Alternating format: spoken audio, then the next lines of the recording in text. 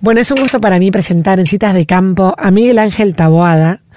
Él fue director del INTA, el Instituto de Suelos, y fue investigador general de CONICET, y actualmente se desempeña como director en Carbon Group y profesor titular de la agronomía de la UBA, de la Cátedra de Suelos. Además es miembro de la Academia Nacional de Agronomía y Veterinaria, y es un placer para mí dar la bienvenida a este espacio. Miguel Ángel, ¿cómo le va?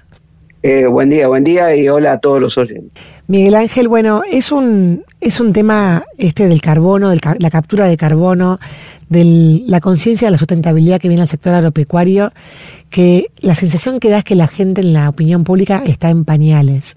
Y la primera pregunta que tengo para hacerle es, ¿qué tan importante es que el sector privado tome conciencia de todo esto para poder justamente ser agentes de comunicación o de esta nueva docencia que hay que hacer con el tema ambiental?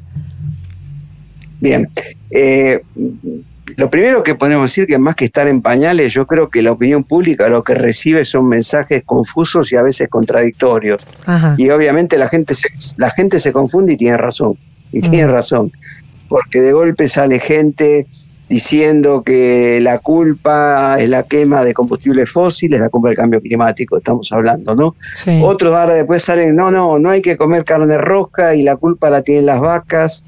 Entonces, lo primero que hay que clarificar es cuál es la realidad de todo esto.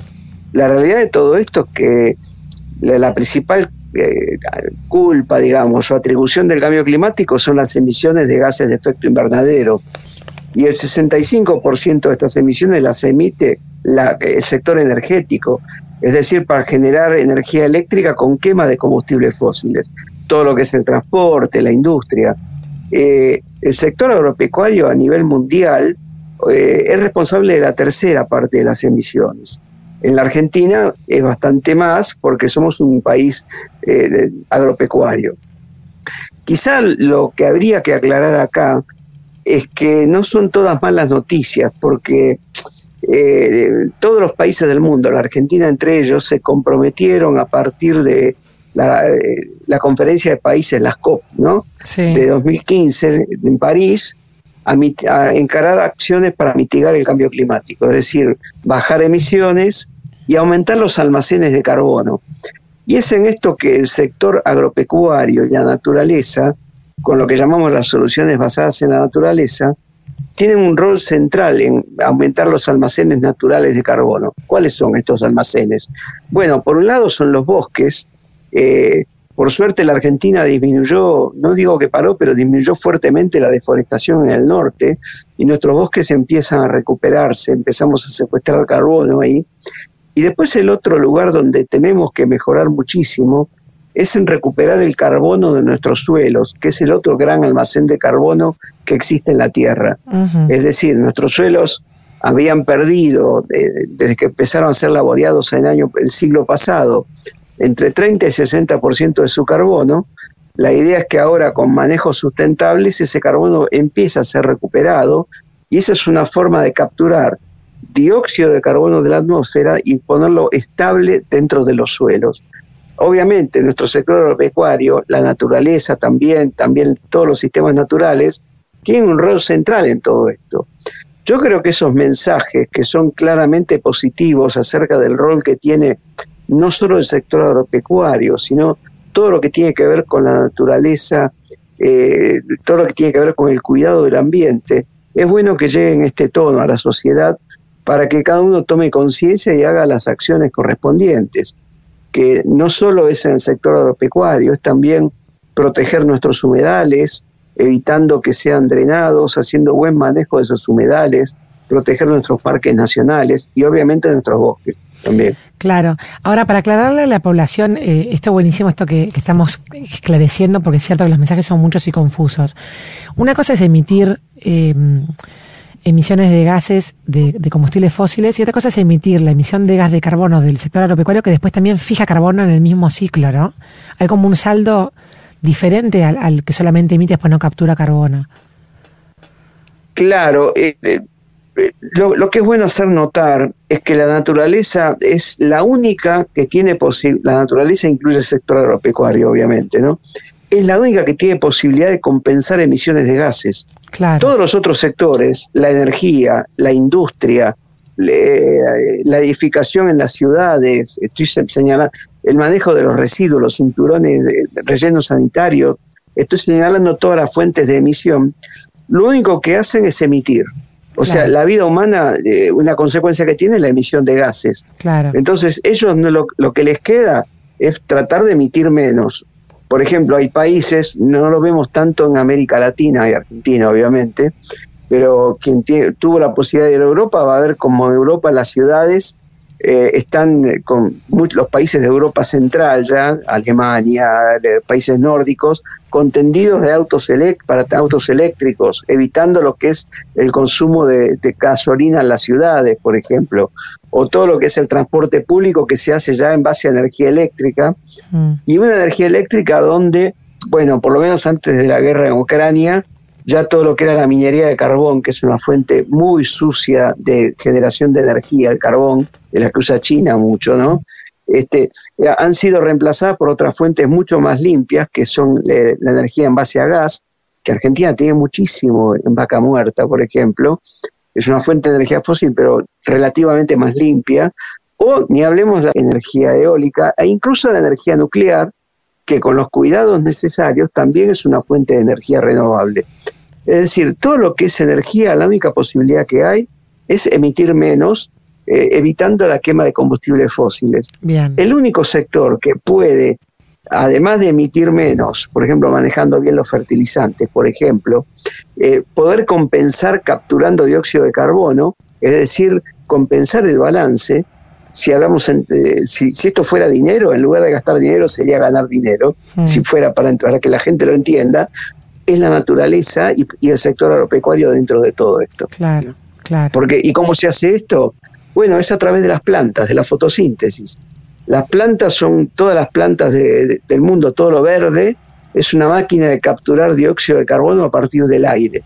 Y eso termina yendo, en distintas proporciones, a ser almacenado en los bosques como madera, o en los lugares donde tenemos cultivos o hierbas o pasturas, en los suelos como carbono orgánico del suelo, que es otra fuente estable donde yo compenso esas emisiones. Claro, o sea que en el fondo, en vez de atacar el sector agropecuario, hay que fomentarlo, defenderlo, o sea, darse cuenta de que es justamente uno de los agentes que pueden compensar lo que las ciudades no pueden compensar. Pasándolo a criollo para que entienda doña Rosa, digamos. No, pero el mensaje que dijiste recién da el punto exacto. Más que atacarlo, lo que hay que buscar es las posibilidades que tenemos ahí de contribuir a combatir el cambio climático con el sector agropecuario. Claro, es un agente clave. Claro, y Argentina, obviamente, como gran productor, tiene un rol importante a desempeñar en todo eso. Ahora ya saliendo de la opinión pública, yendo más a nivel de gobierno, más que negar el cambio climático, lo que debiera hacer es cómo tomar el tema inteligentemente y generar inversiones y negocios con esto. Yo creo que esos mensajes tendrían que llegar al nuevo gobierno, que hay unas posibilidades de atraer inversiones muy importantes en esto, que no es solo con parques de generación eólica o mover el litio, etcétera, etcétera, sino mover inversiones para hacer soluciones basadas en la naturaleza, para conservar mejor nuestros bosques, para todo lo que es la incorporación de robótica y agricultura de precisión en nuestra agricultura, que son cosas que permiten realmente emitir menos o hacer un mejor manejo de los suelos. Ahora, más allá del gobierno, también me parece súper importante desde este espacio que el sector privado también tome conciencia de esto, ¿no? Porque pareciera que como todavía está económicamente maduro, el tema de los bonos de carbono y demás, como que parecía como que todavía está como por arrancar algo que supuestamente debería ser muy positivo para los productores. A ver, yo no englobaría al sector, es una opinión personal lo que voy a decir ahora, no pondría en la misma bolsa todo el sector privado. Uno podría, insisto, es una opinión personal que puede ser compartida o no, por supuesto, pero yo creo que tenemos ciertos sectores que realmente están peleándola, vamos a hablar en claro, o sea, realmente en el día a día, y obviamente el cambio climático no forma parte de sus prioridades. Si yo estuviera en sus zapatos, lo entendería también, la verdad. Claro. Pero claramente esta preocupación del cambio climático está bajando a través de las grandes corporaciones y las casas matrices, que hoy por hoy todas las casas matrices de las empresas instaladas, no en el país, en el mundo, están bajando como directiva de medir huellas de carbono de sus productos y la trazabilidad de sus producciones, y con lo cual nos estamos encontrando con que todo producto que sale no solo de los campos, sino de una fábrica, a veces sale ya con su huella de carbono medida, o sale, por ejemplo, con huella ambiental, huella hídrica. Esta obligación está bajando ya de todas las casas matrices, todas las empresas importantes. Claro. O sea, está entrando por ese sector la cosa. Obviamente, si vamos al sector que realmente la está peleando, por ejemplo, las pymes, entiendo yo que excepto esas pymes que realmente están focalizadas en comercio exterior, que también las hay, de hecho, a ver, nosotros Carbon Group somos una pyme, una consultora argentina, estamos vinculados con el mundo. Salvo ese sector que obviamente obligadamente tiene que estar en esos temas, lo que está quizá más en mercado interno, todavía eso no forma parte de sus prioridades. Pero como todo pasa, lentamente eso va a llegar. Claro. De la misma forma que, voy a poner un ejemplo para no hablar en abstracto, hemos estado trabajando, por ejemplo, con el sector de la carne.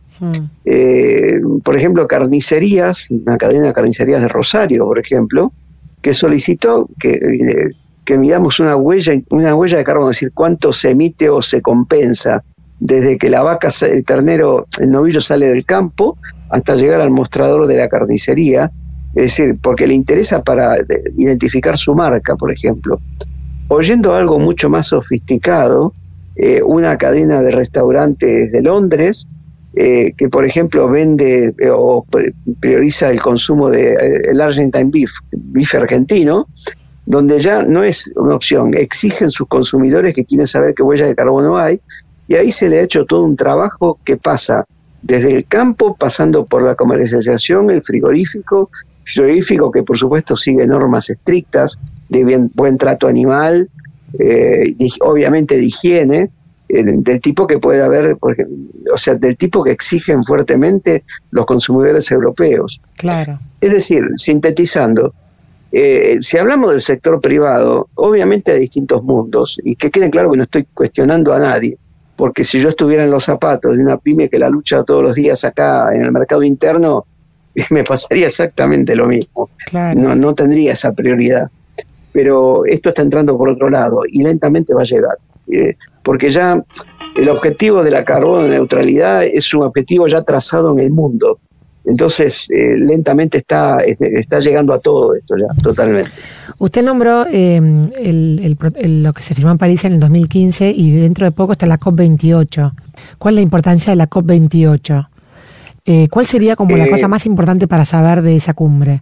A ver, también es un tema de opinión mía, que quede claro. Sí, seguramente alguien puede aportar más información, pero creo que el tema crucial acá es que se están movilizando fenomenales inversiones para combatir el cambio climático en el mundo. Estamos hablando de miles de millones de dólares que se canalizan para encarar tecnologías que emitan menos y, por otro lado, inversiones para adaptación al cambio climático en países vulnerables. Hay países que saben captar muy bien esos fondos. Estamos hablando, por ejemplo, en Latinoamérica, Colombia, Costa Rica, Uruguay mismo, por ejemplo. ¿Qué importancia tiene la COP28?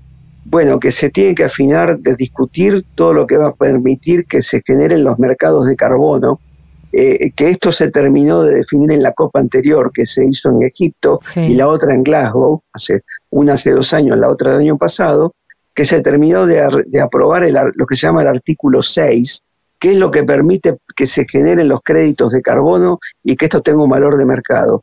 Esto tiene que terminar de afinarse el mecanismo, entonces cosa que el carbono, que sale de medir huellas, balances de carbono en las distintas actividades, termina siendo un activo más que pueden tener las industrias, incluido el campo. Claro. O sea, además de las industrias, las pymes, como decía usted recién, ¿no? Alguien que produce alimentos, además puede tener esa otra arista de negocio, digamos. Esa otra arista de negocios, y que no solo es lo que hace puertas adentro, sino poder seleccionar proveedores que ya vengan con una baja huella. Algo que está pasando en algunas industrias del campo, donde, por ejemplo, se está moviendo mucho el sector de las empresas fertilizantes en este momento. donde, por ejemplo, pesa mucho cómo se fabrica la urea, por dar un ejemplo. La urea, que es un derivado del amoníaco, ¿no? Entonces, no es lo mismo si ese amoníaco viene de una síntesis de combustible fósil que si viene de una síntesis con gas. Mucho de la urea importada, alguna, viene de China, que es una urea que se hace con síntesis con carbón, usando el carbón como combustible fósil, que es algo muy sucio, con una gran carga de emisiones, por ejemplo. Entonces, muchas industrias están pidiendo trazabilidad de los insumos que usamos. Todo eso está llegando lentamente, está obligando a movilizar y a cambiar procesos de producción. Eso está buenísimo. Por eso ahora, exactamente. Ahora, Miguel Ángel, ¿usted ve igual preocupación de otros sectores, como tiene el sector agropecuario, para justamente hacer la trazabilidad de su producción en todos sus eslabones? Totalmente, y hay sectores que están preocupadísimos, porque así como hay sectores que pueden tener almacenes de carbono, los suelos, la naturaleza, hay otros sectores que están desesperados por descarbonizarse, las empresas petroleras, por ejemplo, las empresas de aviación. Es decir, todo esto se está discutiendo mucho en un tratado en Europa, Coronibia, por ejemplo, se llama, donde todo esto se discute, todo lo que es el transporte marítimo. Entonces, todas estas empresas, por un lado, los esfuerzos que hacen son los siguientes, es decir, no sé si, no quiero hacer propaganda, pero la principal empresa que hace transporte de pasajeros al Uruguay por el Río de la Plata, sabemos cuál es, no la voy a nombrar, hace propaganda, por ejemplo, ya está trayendo combustible con hidrógeno ya directamente. Es decir, por dar un ejemplo, que obviamente baja totalmente sus emisiones. Claro. Esto está pasando en todo el mundo. Todo lo que es el sector transporte precisa desesperadamente descarbonizarse. Claro. Entonces, para eso moviliza inversiones, comprando créditos en países, movilizando inversiones en países donde se pueden tener almacenes de carbono. Claro. Conservación de bosques es una fuente enorme para hacer esto. Costa Rica trabaja muchísimo en eso, por mencionar un país, por ejemplo. Es decir, este mercado del carbono tiene dos actores, uno que puede generar bonos y otro que precisa comprar esos bonos para descarbonizarse. Claro. Lo estoy poniendo como algo muy fácil, no es fácil, porque también merece críticas, porque hay también que sale diciendo, bueno, qué vivos, esto resulta que tienen plata y compran créditos y siguen contaminando, como dicen los españoles, sus chapuzas, usando el lenguaje de Serrat. Claro, como un tranquilizador de conciencia de seguir contaminando porque se descarbonizan con este intercambio, digamos, de bonos. Eso es lo que usted quiere decir. Claro, exactamente. Por eso, yo no digo que no se pueda hacer. Lo que digo que todo esto también está sujeto a muchos controles y retrocontroles, pero que donde actúan distintos actores. Hay algunos todos los que no tienen que ver con el sector agro o la naturaleza, generan gases, no les queda otra. No es que sean malos, es la vida. Claro. Y los únicos que pueden compensar y hacer algo por eso es la naturaleza. Claro. Y la Argentina, obviamente, tenemos 278 millones de hectáreas, de los cuales 37 las cultivamos, más de 100 que tienen uso agropecuario, y el resto que tenemos, pero millones de hectáreas de bosque. Podemos hacer muchísimo por realmente generar posibilidades para ganar carbono en todo eso. Entonces, hay que tener los ojos muy abiertos con todo esto, creo. Muy interesante, Miguel Ángel Taboada. Muchísimas gracias por este espacio en Citas de Campo. Bueno, muchísimas gracias, y vuelvo a saludar a todos los oyentes y gracias por haberme llamado. Por favor, un saludo. Adiós. Adiós. Bueno, y así pasaba Miguel Ángel Taboada, director de Carbon Group, hablando con muchísima propiedad sobre todo este mundo que se viene, que es tan importante mandar los mensajes adecuados y no confundir a la opinión pública. Y como sector agropecuario tenemos una enorme responsabilidad de ser de los pocos sectores que podemos capturar carbono cuando otros sectores solamente lo pueden emitir. Entonces, creo que ese es el mensaje que tiene que quedar de esta entrevista.